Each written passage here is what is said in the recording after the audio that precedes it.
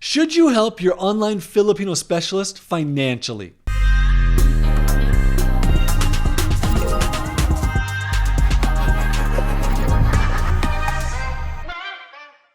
So I got a question the other day. It was really good from someone who said, "Hey, John, my OFS emailed me and said, 'Sir, I'm wondering if you can lend me $60 because I don't have money to pay my medical bills.'" He said, "I sent her $100, but I don't know if that was the right thing to do. How do you judge when you should help someone?" And I think he did the right thing and he used the right word. The right word is judge. So when someone asks you for help in the Philippines, which if you've done this for a while, it's gonna happen. Someone's going to ask you for help because the Philippines, it's an emerging economy is what they call it. It's a third world country and life's hard there. And so when they're working paycheck to paycheck in the Philippines, there's no government recourse to fall back on. And it's possible that maybe they have been struggling without a job right before you hired them. And so when you hire them and you start paying them, they're catching up on debt from before, because there is no recourse there. So when someone comes to you for help, depending on the situation, you obviously have to judge, it's really important to them. So here's a couple situations and how I judge. Number one, if someone comes to me right in the beginning, like I just hired you and in the first week you're asking for money, no, I'm not going to send you money. I've seen too many times where that's a scam. And this includes like saying, like right off the bat, day one, my laptop is broken. I need you to buy me a new laptop. Don't do it. My sister is sick. I need you to help pay for my sister. I need a cash advance for this. Right up front, I'm not going to do it. If we're a couple months into the relationship, this is a different situation. And now it depends how much are you asking for. Are you asking for $50 or are you asking for $800? That's a big, big difference. And for me, I'm only willing to help once I trust someone. And so when you start to work with someone, you'll start to gain their trust or you'll start to trust them pretty quickly. And if they ask you for money after the first week, that means they probably have started to trust you. And that's a big deal. So sending $100 or less in the first couple months isn't that big of a deal. Sending $500 or more is a really big deal. And it's not something I'm willing to do in the beginning. Over time, after someone has worked for me for a year, 2 years, 5 years, when they ask me for help, I'm likely to help them. I'm also likely to ask more about the situation rather than just saying, okay, here's some money. So I might ask like clarifying questions about the individual situation, the medical bills. What are the medical bills? Can you show me some copies of them? Who's sick?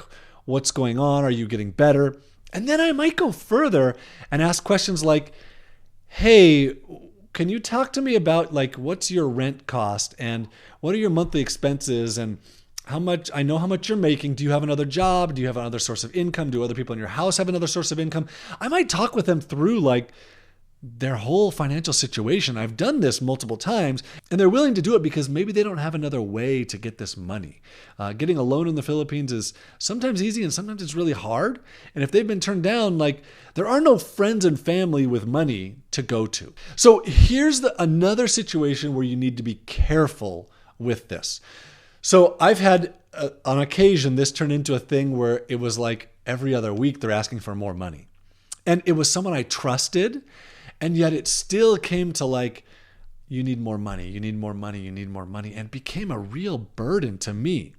So I think it's fine to say yes the first time. After that, when they come back and say, hey, can you lend me some money? Then maybe it's time to evaluate and say like, well, why are you doing this? And I'll give you an example of this. I hired someone one time who she was really sickly and I didn't know that. And she actually was asking for $100 a month for full-time work. And this is probably 13 years ago. And I was like, wow, $100 a month for full-time work. I don't even care what she does for that. Yeah, I'm gonna hire you. And I gave her some simple tasks and it was great. It was totally worth the $100 a month. And after a number of months, she asked me for some help, for some money. And I was like, okay, I can do that. I mean, I've paid you, you don't make that much. She was very appreciative of just having a job. Like she would send me stuff once a month about like, thank you so much for my job. I am so appreciative. I never thought I would have a normal job. I never thought, and this continued. So then she started asking for more money and then she was sick and she needed prescriptions and she had hospital bills. And it turned out that she only had one arm and she was she struggled as she worked, and she was very sickly. And it got to a point where like it was so much, and I had given so much money, and it wasn't worth the amount of work that she was able to do to continue to do this. I knew I had done a lot of good with her. I had helped her stay alive, and that was good for her and good for her family. But it got to a point where I just said, hey, I don't have any work for you to do, and I can't keep employing you anymore. And so I finally let her go. And so to me, the situation of like starting off sending money was good and fine. But then as we moved down the road, it became more and more and more. So just be aware of the first time, it's okay. The second time, start to question it. And that's happened to me a couple times. Other people, they still work for me though. Like I've helped them over and over and over and over again. And they still work for me, and I love them, and I will continue to help them. And we got to the point where it was like, I don't think I'm paying you enough. So let me just raise your salary and let's take care of this. So should you help? Yes, you probably should. Not in the beginning. Not high amounts when haven't worked for you for a long time. And then over time, just judge. Like be careful with sending multiple amounts. My name is John Jonas, and I wrote the book about how to hire people in the Philippines and all the cultural things you'll deal with. It's titled The Outsourcing Lever, and it's available free at outsourcinglever.com. So I recorded the rest of this video yesterday, and then today I got this email from Michaela. She says, I'm in a dilemma with my VA. Her mom needs hospital care because she thinks she's going to die, and my VA is asking for 2 months' salary paid in advance. I want to help her, but of course I know that she would be in too much debt with me. She will probably never pay it back. What do you advise for this situation? So I realized I didn't cover loans at all. And so I asked my business partner, Dan, all about this, and he gave a whole bunch of really good advice. So over the years, we've given quite a few loans to people where we loan them money, and ahead of time, we talk about like, how are you going to pay this back? And so I'll pay it back in $50 increments each month. You can deduct it from my salary. It'll take this long to pay it back. So here's the advice that Dan has to give. So number one, you're under no obligation at all to provide a loan to someone or to help them out, or like you don't have to be a bank. This is not, it's not part of your responsibility. Unlike like the 13th month is something that you need to pay. Giving loans is not something you need to do. However, like any other benefit, giving a loan could be something that really creates a lot of loyalty, or you want to create a good work environment, and really you're providing a lifeline to someone who maybe doesn't have another way to solve this problem. The problem is that with a loan, it puts you, the employer, 100% at risk. And that can be really difficult. On the other side, there's some really good benefits that can come, like loyalty and hard work from that worker. Filipinos generally do not want to rip you off. However, you don't want to get scammed. So here's what we look at when this is happening. A scam almost always happens at the very beginning of a relationship, like in the first week or the first month. After that, it's unlikely. Like a scammer is not likely to stick around in a relationship doing good work, working hard in order to build trust, only to take a chance of, am I going to be able to get a loan from this person and not pay him back, right? It's not likely. However, it is possible. Or it's possible that the problem that they have gets worse and then they can't work for you anymore. And it didn't intend to be a scam, but that they just can't pay you back now. So Dan says, as an employer, you got to make these decisions. Like, do you loan or do you not? This is part of being a boss, is you have to make hard decisions. So here are some considerations that we make. So the big one is, how long have they worked for you and how good have they been?